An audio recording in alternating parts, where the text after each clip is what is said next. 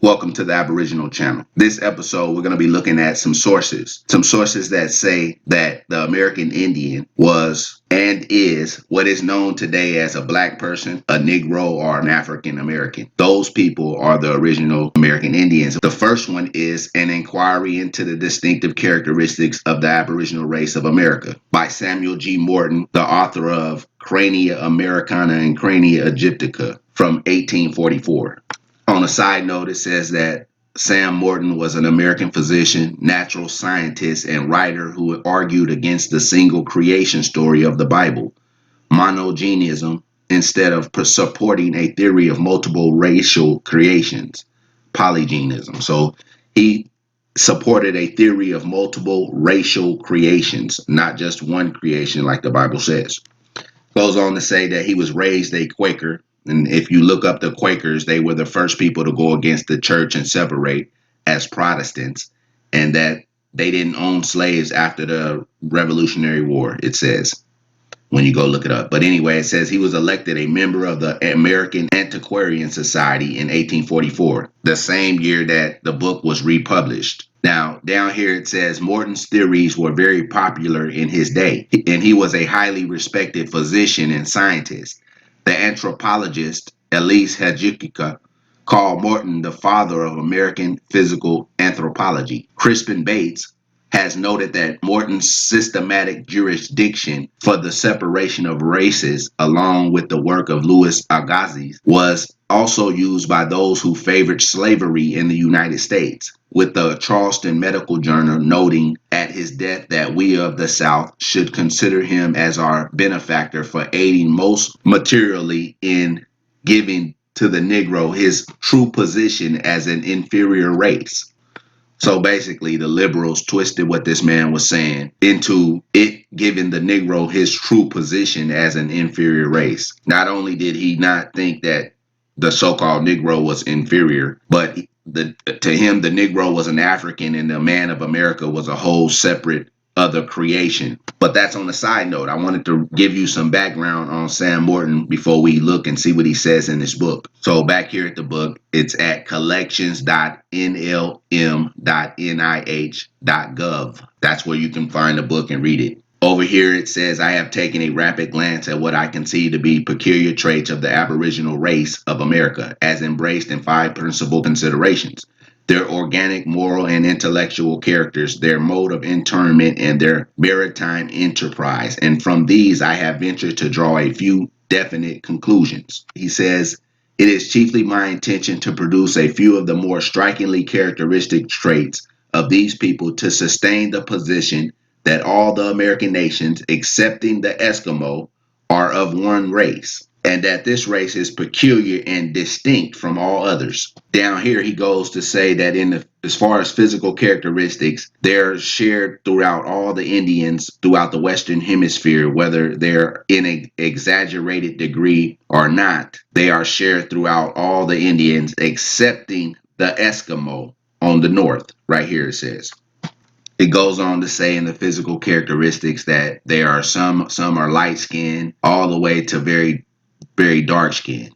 He said some are very big, and then whole tribes can be tall, big, tall people, and some tribes can be a bunch of short people. He said, but those are all merely exceptions to a general rule and do not alter the peculiar physiognomy of the Indian, which is as undeviatingly characteristic as that of the Negro. So in this book right here from 1844, this scientist is saying that the American Indian is undeviatingly characteristic to the Negro. So he looked just like the Negro. Who's the Negro? The African. He further goes on to say down here, I have had opportunity to compare nearly 400 crania derived from tribes inhabiting almost every region of both Americas, and have been astonished to find how the preceding characters in greater or less degree pervade them all. Well, right here on encyclopedia.com, it says that Sam Morton, ultimately he acceded to the presidency of the Academy in 1849. So 5 years after releasing that book or publishing the republished or reprinting of that book, he became the president of an academy. By this time, he had become one of the most celebrated scientists in the United States. Okay, it goes on to say down here, after Morton's death in 1851, his collection was entrusted to the Academy of Natural Sciences and was augmented by further skulls solicited by Morton and others. So his collection of skulls, it says right here, Morton acquired skulls by correspondence with naturalists, scientific authorities, explorers, and many others. In some instances, he exchanged skulls to build his collection. Some were gifts and others came at considerable expense. Goes on to say that Morton's first major work of anthropological import was the book Crania Americana in 1839, in which he investigated the chronological characters of present and ancient Americans in relation to the races of the old world. This book is notable for Morton's conclusions that all the indigenous peoples of the Americas shared a common origin, that their features at once joined them together and rendered them distinct from the races of the old world, and that these chronological differences were present in ancient specimens from the mound builders. It goes on to say that because of the antiquity of these cranial characters, Morton inferred that racial differences must have been inherent from creation, not induced by the environment or climate later in history. So we conclude that that's source one. Source number two can be found right here at library.si.edu. Smithsonian Libraries. It's a book called America by John Ogilby, written in 1671. The full title, or most of the title, is America, being the latest and most accurate description of the New World, containing the original of the inhabitants. And in this book, there's this image. And all these people right here with these feathers and things are American Indians. So this right here is source number two. Now, if we were to get a bunch of Africans and dress them up exactly like this and put them in this arrangement, we wouldn't be able to tell the difference between those Africans and these Indians right here. So from the previous source, Samuel G. Morton said that the American Indian is undeviatingly characteristic as that of the negro. This is the proof right here from 1671. Two things I like to refer to when looking in these books is the fact that they said if you want to keep something from a so-called black, you put it in a book. And then also after so-called Civil War, they had the black codes and the Jim Crow laws that basically kept a lot of so-called blacks from reading. Also, there was many instances where we seen there was so-called blacks being taught how to read and write through the Bible. So we know what books they wanted you to read and which ones they didn't. And this was one of the ones that they didn't want anybody that was so-called black from America to see or read. So some information on Wikipedia about John Ogilby. It says that basically he published a book in 1668 and then moved somewhere else and began a printing press there, which he issued many magnificent books. The most important of which was a series of atlases, with engravings and maps. So the man made maps. Says in 1674, which was 3 years after publishing the book America, says he had been appointed His Majesty's cosmographer and geographic printer. And I pointed that out to say that just like Sam Morton, when they told the truth in these books, they were not blackballed or penalized in any way for telling these truths. They were actually promoted in their positions after releasing these publications. And in this book, it gives away a lot of secrets. One of them was that the Atlantic Ocean is locked up in between March and October. And even after that, white people or Europeans had a rule that when they traveled on the ocean, they never lost sight of land. So when you go look in the history books that are currently at the schools and stuff, like this one right here, it says World History Unit 4, Chapter 12, The Americas, Pre-Columbian Empires to Colonies. And down here, basically says that Christopher Columbus came from Portugal right here across the Atlantic Ocean to these islands right here. But in order to do that, he'd have to, one, cross the Atlantic Ocean, and two, lose sight of land. However, when you go back and look in John Ogilby's book, it has a map in it. And on that map right here, you see a bunch of islands right out of the mouth of the Mediterranean Sea right here, are definitely right here off of the coast of Portugal, which the history book, the school book, says that Chris Columbus would have had to have made contact with in order to get across the Atlantic. These islands were here after the Great Flood. So they would have been there in 1492 when Chris Columbus so-called took off from Portugal and left and crossed the Atlantic Ocean. So there's a contradiction there. But this episode is just about the sources. So this one right here is a book from 1836 published by C.S. REFINESQUE. It's called The American Nations, or Outlines of a National History of the Ancient and Modern Nations of North and South America by Professor C.S. REFINESQUE. Before I go in and show you the part in this book that makes it a source for us, I'm going to go over and do a little background on Constantine Samuel REFINESQUE. So over here at faculty.evansville.edu, it gives a little background on C.S. REFINESQUE from 1783 to 1840. It says down here that, assisted by friends, he lived in New York until 1818, when he set out on a collecting trip down the Ohio as far as Shinytown, Illinois. During the trip, he began the first comprehensive survey of the river's fish population. He stayed 8 days with John James Audubon in Henderson, Kentucky, and on his return to Philadelphia passed through Lexington, where his former employer, the merchant John D. Clifford, had settled. Clifford, a trustee of Transylvania University, arranged for REFINESQUE to become professor of botany and natural science there. So in Kentucky, in Lexington, which is Boyle County, in 1818, he became a professor there. But I wanted to show you where that Boyle County is at. It's right here in Kentucky, where this Civil War battle happened at in the 1860s. Goes on to say that REFINESQUE's years at Transylvania, though often troubled by quarrels with colleagues, were among his most productive. He published scientific names both locally and in Europe for thousands of plants and hundreds of animals. He became interested also in prehistoric Indian sites, identifying 148 of them in Kentucky alone. Now they're saying the Indian sites in Kentucky in 1826 were prehistoric, but that's untrue based upon this Civil War's battles map right here with all these battles in the Shawnee area of Kentucky. And when you look at a list of Native Americans in the American Civil War, the list gives you the Shawnee Indians as being involved in that Civil War, presumably right here in their area of Kentucky where their territory was at.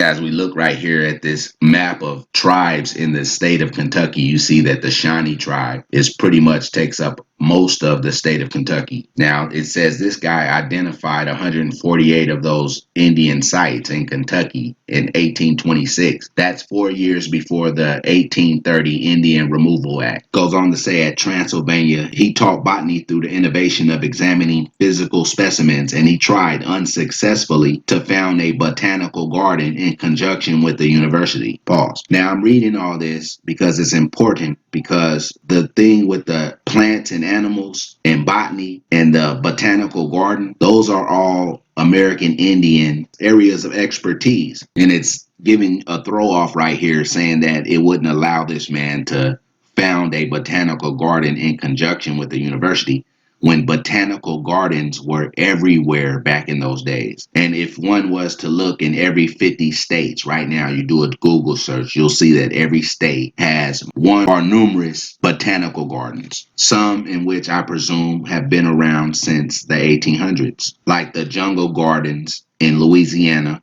or the Miami Gardens in Florida. So presumably this guy just came through and put his name on something that already existed. It says that he is best known for remarkable fecundity in devising scientific names, 6,700 in botany alone. REFINESQUE also had some insight into a number of theoretical issues in biology that became important later. The impermanence of species, the significance of fossils in dating sedimentary geological strata, and such ecological considerations as plant geography and plant succession. But down here it says lecture on REFINESQUE and his work. And in this, basically, this list of works, it does not give that book on the American nations. And in this book, it says that the Phoenicians, driven by a storm while going from Gaze to Africa, discovered the large island Atlantis, many days to the ocean west of Libya. It was very fruitful and with mountains, large plains and navigable rivers, with many woods and fruits, fine valleys, plenty of wild beasts and fish. The air is mild and healthful.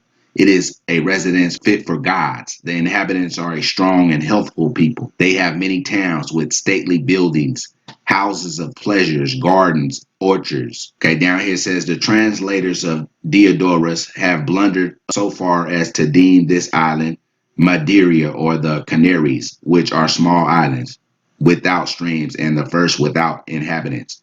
It can only apply to Haiti or even the continent of South America. A black people came to Haiti from the south or southeast who had darts of Guinea metal and were called the Black Guyanese. Now, Guyanese is a metal. This tradition preserved by Herrera, Garcia, and Charlevoix indicates a colony of Negroes of men painting black from South America. They might be the black Negroes from Querque mentioned by Dangalaria or some other American Negro nation, of which there are many. See my account of ancient black nations of America. So this man had an account of ancient black nations of America. That's the source right there. But on a side note, how right here at evansville.edu, under a list of REFINESQUE's work, we couldn't find the book on the American nations. And that's to say, when you go look up Samuel Morton on Wikipedia, under his list of works, it only gives 2 of his books. It leaves out the characteristics of the Aboriginal race of America. And on a side note, notice that this book says that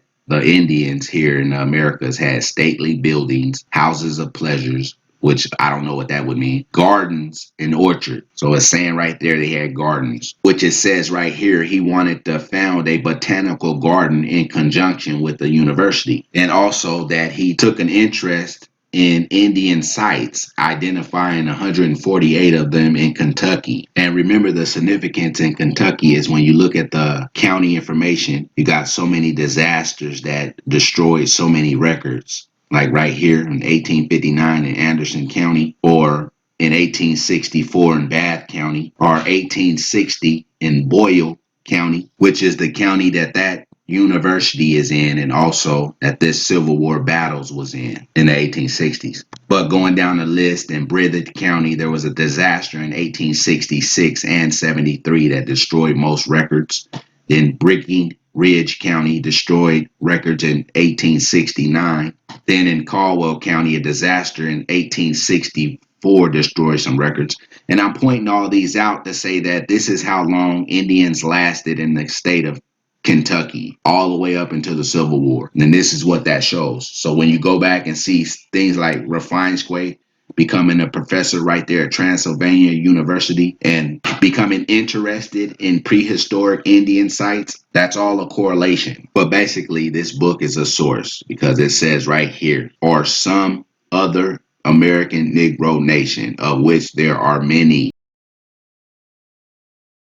Through the history books, which has all been a lie. So therefore, if it's a lie, then what's the truth?